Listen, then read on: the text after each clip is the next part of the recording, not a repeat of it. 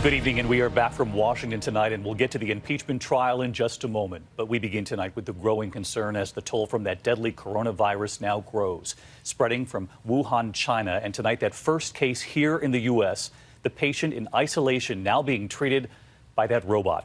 While in China tonight, the urgent effort to contain the virus. Passengers arriving at the Beijing airport met by health officials in hazmat suits. Crowds at the entrance to this train station protecting themselves with masks. And in the city of Wuhan, where the outbreak began, patients now in isolation, all trains and planes out of that city halted just tonight. While here in the U.S., 2 more airports now screening some passengers, and that American patient, where was he before he showed up at that hospital? ABC's Kana Whitworth leads us off tonight outside Seattle.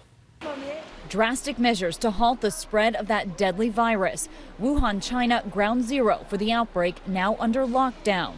Most of the 17 dead and more than 500 sickened are in Wuhan, where today we saw the first images from the front lines.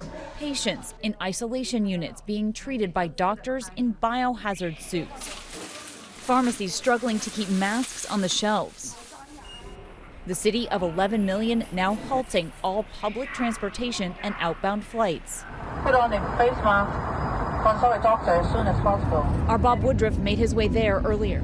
This is the international section of the Wuhan airport, and there's basically almost no one here. It seems empty. Passengers now catching the last flights out. It comes as doctors outside Seattle today revealed new details about the first American patient who is being kept in isolation.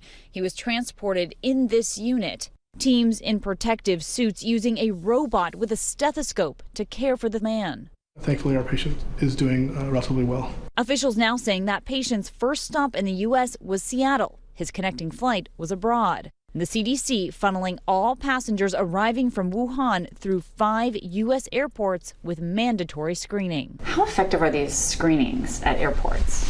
Well, when someone develops symptoms, they're the most likely to be contagious, and so those screens are very effective ways of determining who's really a risk for having the infection and then spreading it. And so let's get to Kana Whitworth. She joins us now from the hospital outside Seattle tonight. And Kana, they are still trying to retrace the patient's steps. How concerned are they about anyone who might have come in contact with him, including the team who first treated him? Yeah, David, officials just now identifying 16 people they say this man came in close contact with. Now, he didn't show any symptoms until he arrived home here in Washington, but he knew he was at high risk, so he immediately went to urgent care, alerted doctors of his travels, and they were able to take the proper precautions in treating him. And so far, David, none of them have shown any symptoms. That is encouraging. All right, Kana Whitworth leading us off again on this story. Hi, everyone. George Stephanopoulos here. Thanks for checking out the ABC News YouTube channel. If you'd like to get more videos, show highlights, and watch live event coverage, click on the right over here to subscribe to our channel. And don't forget to download the ABC News app for breaking news alerts. Thanks for watching.